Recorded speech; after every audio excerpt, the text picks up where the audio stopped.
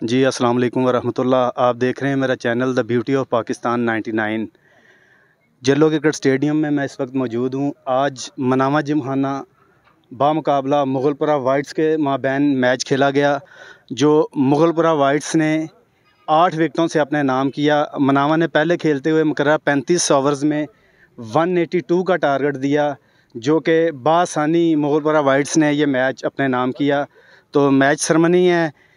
बाबा जी मोहम्मद खुर्शीद ख़ान साहब हमारे दरमियान हैं, मलक रियाज साहब और नन्हे मुन्ने क्रिकेटर जिन्हें तकरीबन सब लोग जानते हैं, गौहर लियाकत भी हमारे साथ मौजूद हैं आज की सरमनी में।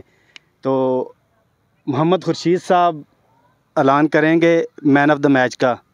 आज के दो मैन ऑफ द मैच है।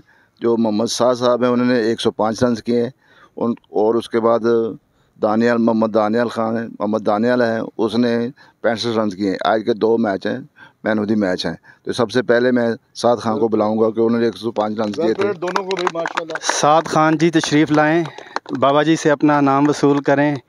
साद खान, ये मलक रियाज की तरफ सबसे बड़ा नाम किसी प्लेयर को मेहमानों के पास बुलाना होता है, ये सबसे बड़े एजाज़ की बात होती है। मलक रियाज साहब की तरफ से भी मैन ऑफ द मैच।